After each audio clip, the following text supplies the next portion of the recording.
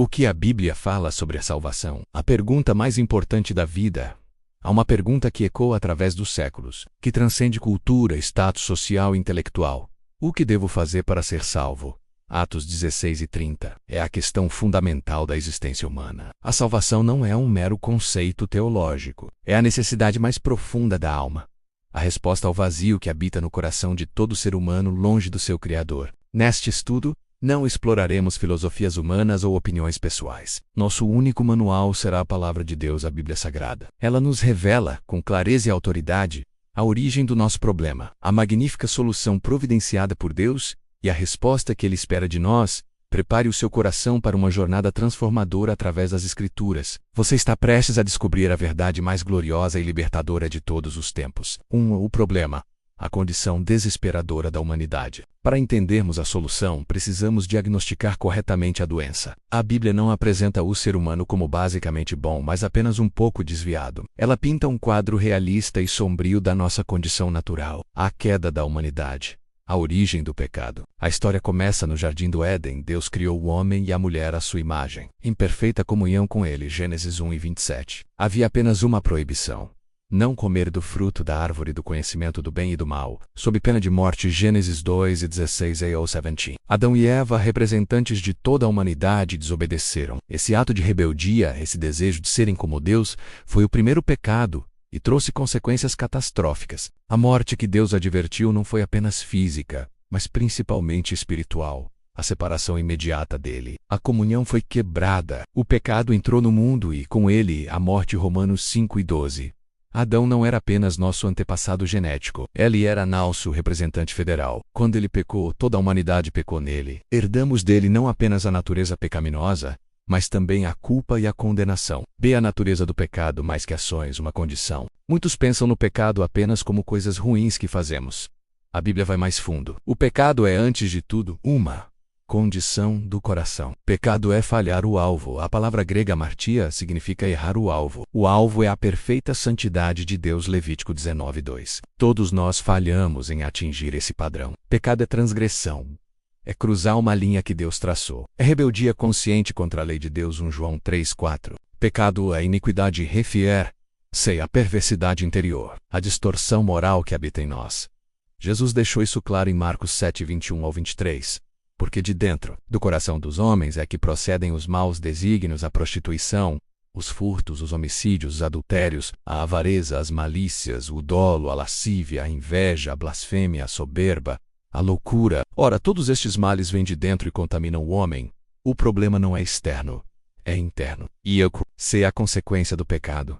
A morte e a ira de Deus, o salário. A consequência justa e inevitável do pecado é a morte. Romanos 6:23. Isso inclui morte física, o retorno do pó ao pó. Gênesis 3:19.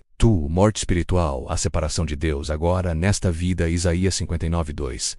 Morte eterna, a separação eterna e consciente de Deus no inferno discreto, como o lago de fogo. Apocalipse 20:14-15. Além disso, a Bíblia fala da ira de Deus. Ao contrário da ira humana, que é frequentemente pecaminosa e descontrolada, a ira de Deus é sua resposta santa, justa e inevitável contra o mal. É a reação perfeita de um Deus perfeitamente bom contra tudo que o contradiz. Romanos 1:18 diz: a ira de Deus se revela do céu contra toda impiedade e perversão dos homens que detêm a verdade pela perversão. A incapacidade humana. A inutilidade das obras. Diante desse quadro, o homem tenta se salvar, tenta acumular boas obras, ser religioso, comparar-se com outros, mas a Bíblia é categórica, pois todos pecaram e carecem da glória de Deus. Romanos 3:23. Todo significa que ninguém está isento. Não há justo, nenhum sequer. Não há quem faça o bem, não há nenhum sequer. Romanos 3:10-8. Pela prática da lei ninguém será justificado diante dele. Romanos 3:20. Pois vocês são salvos pela graça por meio da fé. E isto não vem de vocês, e dom do Deus, não por obras, para que ninguém se glorie. Efésios 2:8-9. Nossas melhores obras à luz da santidade de Deus são como trapos de imundície. Isaías 64:6. Elas não podem compensar nossa dívida de pecado. Estamos espiritualmente mortos. Efésios 2:1. E o morto não pode se dar vida a si mesmo. Resumo da seção 1. A humanidade está em um estado de condenação justa, espiritualmente morta, separada de Deus, sob sua ira, e completamente incapaz de se salvar por seus próprios esforços. É um diagnóstico desesperador. Mas é justamente nesse ponto de desespero que a gloriosa luz do Evangelho brilha com mais intensidade. 2. A solução. O plano de salvação de Deus em Jesus Cristo. Deus não nos deixou em nosso estado desesperador. O amor, a misericórdia e a graça dele conceberam um plano de resgate antes da fundação do mundo. Efésios 1:4. Esse plano é centrado em uma pessoa, Jesus Cristo. A encarnação. Deus vem ao nosso encontro. A salvação não começou com um conjunto de regras, mas com uma pessoa divina entrando na história humana. João 1:14 declara: No princípio era o Verbo, e o Verbo estava com Deus, e o Verbo era Deus. E o Verbo se fez carne e habitou entre nós, Jesus Cristo. O Filho eterno de Deus deixou a glória do céu e se tornou um ser humano. Ele é plenamente Deus e plenamente homem. Por que isso era necessário? Para revelar o Pai. Quem me vê a mim, viu o Pai. João 14:9. Para ser um sumo sacerdote compassivo, porque ele mesmo sofreu ao ser tentado, é poderoso para socorrer os que são tentados. Hebreus 2:18. Para ser o sacrifício perfeito como homem, ele poderia morrer em lugar dos homens. Como Deus, sua morte teria valor infinito para salvar uma multidão incontável. B. A vida de Jesus. A obediência perfeita. Jesus viveu uma vida que nenhum de nós poderia viver. Uma vida de perfeita obediência à vontade do Pai. Ele foi tentado, em todos os aspectos como nós, mas sem pecado. Hebreus 4:15. Sua vida imaculada o qualificou para ser o Cordeiro sem defeito. O sacrifício perfeito que a lei exigia. Pedro 1:19. Se a morte de Jesus, a substituição penal, a cruz não foi um acidente de percurso ou um trágico equívoco, foi o eterno propósito de Deus. Atos 2:23. Jesus veio com a missão específica de dar a sua vida em resgate por muitos. Marcos 10:45. A essência da morte de Jesus é explicada pela doutrina da substituição penal. Isso significa que Cristo substituiu os pecadores. Ele tomou o nosso lugar. Penal, ele sofreu a pena, a punição que nós merecíamos. As Escrituras são repletas desta verdade. Mas ele foi traspassado por causa das nossas transgressões, foi esmagado por causa de nossas iniquidades. O castigo que nos traz a paz estava sobre ele, e pelas suas feridas fomos curados. Isaías 53:5. Ele sofreu pelo que fizemos. Aquele que não cometeu pecado, Deus o fez pecado por nós, para que nele fôssemos feitos justiça de Deus. 2 Coríntios 5:21. O justo morreu pelos injustos. 1 Pedro 3:18. Cristo nos resgatou da maldição da lei, fazendo-se ele próprio maldição em nosso lugar. Gálatas 3:13. Na cruz, a ira de Deus que deveria ser derramada sobre os pecadores foi derramada integralmente sobre seu Filho. Jesus gritou: Deus meu, por que me desamparaste? Mateus 2:7-46. Ele experimentou o abandono, o inferno que nós merecíamos, para que nós pudéssemos experimentar o céu, o relacionamento com Deus, que ele merece. Isso é a graça. D. A ressurreição, a validação e a vitória. Se a história tivesse terminado na sexta-feira, Jesus seria apenas mais um mártir. Mas no domingo algo explosivo aconteceu. Deus o ressuscitou dentre os mortos. A ressurreição de Cristo é o selo de Deus Pai aprovando a obra de Jesus na cruz. É a prova de que o sacrifício foi aceito.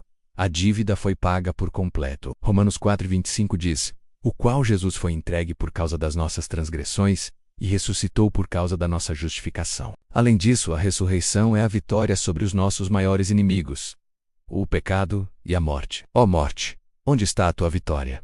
Ó morte, onde está o teu aguilhão? 1 Coríntios 15:55. Cristo não apenas perdoa nossos pecados, mas nos dá poder para vivermos uma nova vida, libertos do domínio do pecado.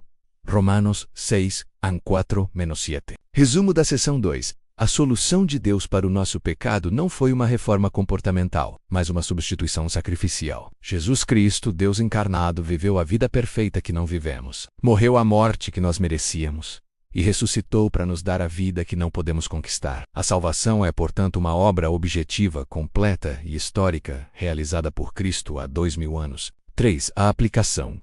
Como receber a salvação? A obra de Cristo é completa, mas ela precisa ser aplicada individualmente a cada pessoa. Como essa salvação objetiva se torna às vezes minha? Salvação subjetiva. A Bíblia apresenta uma resposta clara e simples que exclui qualquer orgulho humano. Arrependimento, a mudança de mentalidade e direção, o arrependimento, é o primeiro passo. Não é apenas sentir remorso, como Judas Mateus 27:3. O arrependimento bíblico, metanoia, significa mudança de mente, é uma revolução interior onde você reconhece que seu pecado é uma ofensa contra um Deus santo, concorda com o veredito de Deus sobre a sua vida, decide, pela graça de Deus, se afastar do pecado e voltar-se para Deus. A pregação de Jesus começou com arrependei-vos e crede no Evangelho, Marcos 1:15. Pedro, no dia de Pentecostes, ordenou: arrependei-vos. Atos 2:38. O arrependimento é uma mudança de lealdade, abandonando a vida autocentrada para viver uma vida centrada em Deus. B. Fé. A confiança exclusiva em Cristo. A fé é o canal através do qual a salvação nos é concedida. Mas o que é fé? Não é um sentimento positivo ou uma mera aceitação intelectual de fatos. A fé bíblica envolve 3 elementos. 1. Conhecimento. Noticiar. Conhecer os fatos do Evangelho, quem Cristo é e o que ele fez. 2. Asterisk. Asterisk assentimento. Asterisk assensus. Asterisk. Asterisk. Asterisk. Crit. Que esses fatos são verdadeiros. Até os demônios têm esse tipo de fé. Tiago 2:19. 3. Confiança, fiducia. Este é o coração da fé salvadora. É descansar pessoalmente, confiar completamente e apoiar-se exclusivamente na pessoa e obra de Cristo para o seu perdão e aceitação diante de Deus. É transferir toda a confiança que você depositava em si mesmo, em suas obras ou em sua religião, e colocá-la única e exclusivamente em Jesus Cristo. É como um homem que caiu de um penhasco e se agarra a uma raiz fraca. Ele ouve uma voz do alto: solte a raiz e eu o pegarei. A fé é soltar a raiz fraca das suas próprias justiças e confiar que as mãos fortes de Cristo o sustentarão. Versículos-chave: crê no Senhor Jesus e serás salvo. Atos 16:31. Pois vocês são salvos pela graça, por meio da fé. Efésios 2:8. Porque Deus amou ao mundo de tal maneira que deu o seu Filho unigênito, para que todo o que nele crê não pereça, mas tenha a vida eterna. João 3:16. Se arrependimento e fé, 2 lados da mesma moeda, arrependimento e fé não são 2 atos separados, mas 2 aspectos da mesma conversão. Você não pode verdadeiramente voltar-se para Cristo fé sem voltar-se contra o pecado arrependimento. E você não pode verdadeiramente voltar-se contra o pecado sem voltar-se para Cristo em busca de perdão e poder. É um giro de 180 graus, abandonando o pecado e confiando no Salvador. Deu o convite e a promessa. A aplicação da salvação não é um processo complexo e misterioso. É um ato simples de confiança, acessível a qualquer pessoa. O convite de Jesus é aberto e generoso. Venham a mim todos os que estão cansados e sobrecarregados, e eu lhes darei descanso. Mateus 11:28. Quem tem sede, venha. E quem quiser, receba de graça a água da vida. Apocalipse 22:17. A promessa é clara e certa. Todo aquele que invocar o nome do Senhor será salvo. Romanos 10:13. Resumo da seção 3.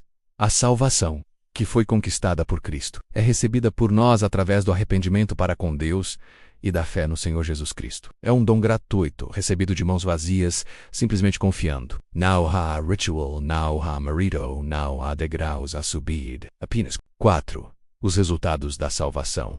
O que acontece com quem crê? Quando uma pessoa genuinamente se arrepende e crê em Cristo, uma transformação cósmica e espiritual ocorre instantaneamente. A salvação não é apenas um bilhete para o céu. É uma realidade presente que altera completamente o nosso status e nossa natureza. A justificação, declarado justo, este é o ato judicial de Deus pelo qual Ele, com base na justiça de Cristo imputada a nós, declara o pecador crente, justo e totalmente perdoado. É como se você estivesse diante do juiz supremo, culpado de crimes capitais, e o juiz, em vez de condená-lo, declara inocente, e para tornar isso possível, ele mesmo pagou a multa em seu lugar. Astorisque justificados, pois mediante a fé, temos paz com Deus por meio de nosso Senhor Jesus Cristo. Romanos 5:1. A justificação não nos torna intrinsecamente justos, declara-nos legalmente justos diante de Deus. B. Regeneração, nascido de novo. Enquanto a justificação muda o nosso status de condenados para justos, a regeneração muda a nossa vezes natureza. É o novo nascimento, do qual Jesus falou a Nicodemo. João 3:3. É o ato soberano de Deus pelo qual Ele implanta a vida espiritual em uma pessoa espiritualmente morta. Assim, se alguém está em Cristo, é nova criatura. As coisas antigas já passaram, eis que se fizeram novas. 2 Coríntios 5:17. Deus nos dá um novo coração e um novo espírito. Ezequiel 3:6-26. Agora temos novos desejos, novos amores e nova capacidade para agradar a Deus. C. Adoção. Tornado filho de Deus, não apenas somos perdoados e renovados, somos admitidos na família de Deus, mas A todos quantos o receberam do-lhes o poder de serem feitos filhos de Deus, a saber, aos que creem no seu nome, João 1:12, de inimigos nos tornamos filhos amados. Temos acesso ao Pai e podemos chamá-lo de Abba, Pai, Romanos 8:15, e somos herdeiros de Deus e co-herdeiros com Cristo, Romanos 8:17, de santificação.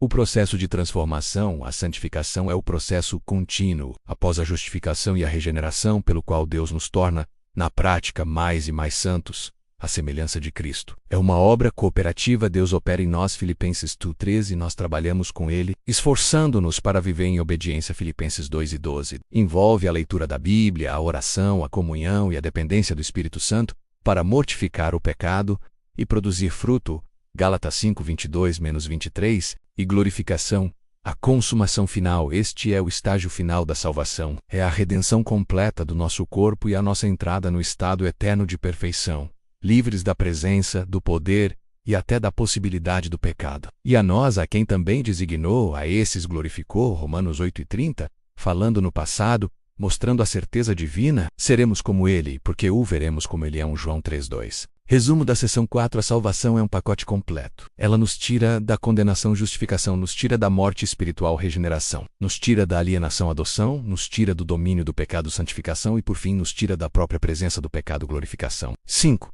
A garantia da salvação. Como posso ter certeza? Uma pergunta crucial surge. Como posso ter certeza de que sou salvo? A Bíblia não nos quer em uma ansiedade perpétua. Ela nos dá bases sólidas para a segurança. A base objetiva. As promessas de Deus. Nossa segurança não repousa na força dos nossos sentimentos, que são volúveis, mas na fidelidade do caráter de Deus e nas suas promessas. Se você creu em Cristo, a palavra de Deus diz que você tem vezes a vida eterna. Estas coisas vos escrevi, a fim de saberdes que tendes a vida eterna, a vós outros que credes em o nome do Filho de Deus. 1 João 5:13. Todo aquele que o Pai me dá, esse virá a mim, e o que vem a mim, de modo nenhum o lançarei fora. João 6:37. Deus não é homem para que minta, o números, las 11:19 de la noche. Se Ele prometeu, Ele cumprirá. B. A base subjetiva. As evidências da nova vida. João escreveu sua primeira carta exatamente para que os crentes soubessem que tinham a vida eterna. João 5:13. Ele lista uma série de evidências que acompanham uma vida verdadeiramente transformada. 1. Andar na luz. Comunhão com Deus e os irmãos. Se, porém, andarmos na luz, como Ele está na luz, mantemos comunhão uns com os outros. 1 João 1:7. 2. Sensibilidade ao pecado, arrependimento contínuo. Se confessarmos os nossos pecados, Ele é fiel e justo para nos perdoar os pecados e nos purificar de toda injustiça. 1 João 1:9. O verdadeiro crente não vive na prática do pecado. 1 João 3:9. Mas quando peca, é convicto e busca o perdão. 3. Obediência aos mandamentos de Deus. E sabemos que o temos conhecido por isto, se guardamos os seus mandamentos. 1 João 2:3. Não uma obediência perfeita, mas uma direção de vida de amor e submissão a Cristo. Se você gostou deste conteúdo, compartilhe para nos ajudar. Siga o nosso canal Veredas Proféticas. Que Deus abençoe sua casa. Te aproxima.